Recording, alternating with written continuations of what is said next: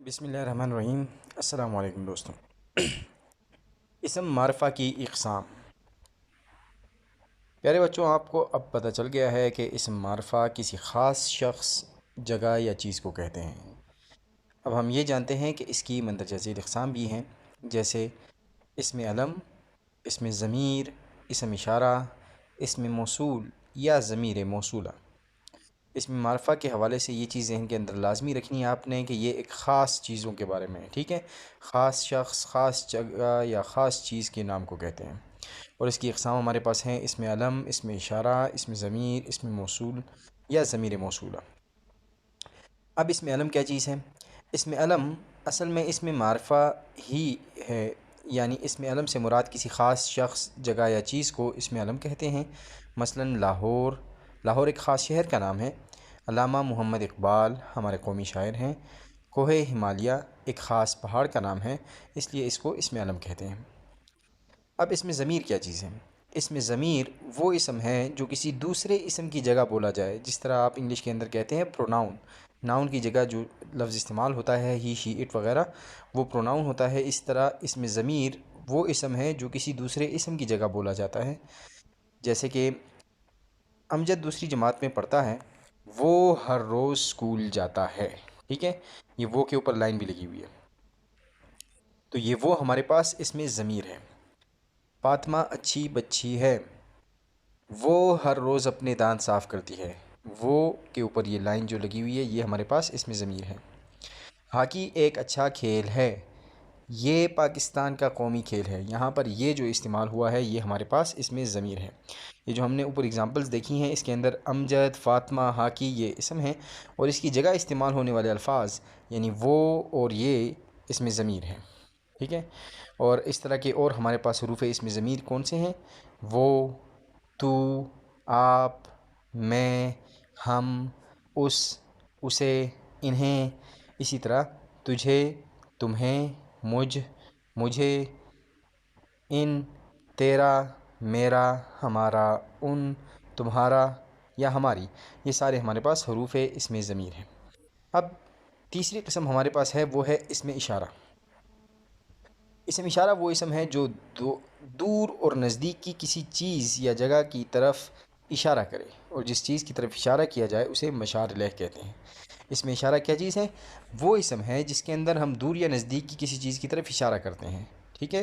جس سے ہمیں یہ پتہ چلتا ہے یہ چیز دور ہے یا یہ چیز نزدیک ہے، اس کے اندر اشارہ ہوتا ہے اس چیز کی طرف۔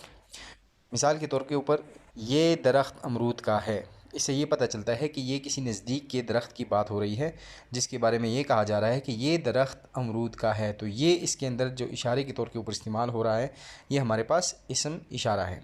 اسی طرح یہ قلم علی کا ہے، تو یہ بھی ہمارے پاس نزدیک کے کسی قلم کے حوالے سے بات ہو رہی ہے، جس کی طرف اشارہ کیا جا رہا ہے کہ یہ قلم علی کا ہے۔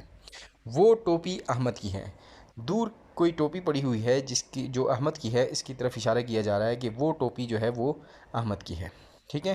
یہ ہمارے پاس اسم اشارہ ہے۔ اب اسم موصول یا ضمیر موصولہ کیا چیز ہے؟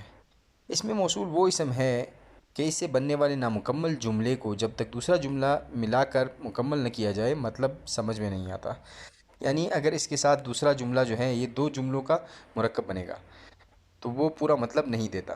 جو ہمارے پاس مثال کے طور کے اوپر یہ ہے، جس نے محنت کی۔ اب جس نے محنت کی ہم اکیلا جب استعمال کرتے ہیں تو اس سے ہمیں پورا مطلب حاصل نہیں ہوتا، تو جب تک اس کے ساتھ ہم یہ نہیں استعمال کرتے کہ کامیاب ہوا، یعنی جس نے محنت کی کامیاب ہوا، تب تک ہمیں پورا مطلب جو ہے اس کا سمجھ میں نہیں آتا۔ اسی طرح جتنا گڑ ڈالو گے، اب یہاں تک جو سینٹنس ہے ہمارے پاس، جملہ ہے، تو ہمیں اس سے پورا مطلب ظاہر نہیں ہوتا، اس لیے ہم اس کے ساتھ لگاتے ہیں اتنا ہی میٹھا ہوگا، جتنا گڑ ڈالو گے اتنا ہی میٹھا ہوگا، تب جا کر یہ ہمیں پورا معنی دیتا ہے۔ یہ وہی کتاب ہے، اب کون سی کتاب ہے، کیسی کتاب ہے، اس کے بارے میں جب تک ہمیں باقی جملہ جو ہے وہ مکمل نہ ہو تب یہ ہمیں پورا مطلب نہیں دیتا۔ یہ وہی کتاب ہے جس کی مجھے تلاش ہے۔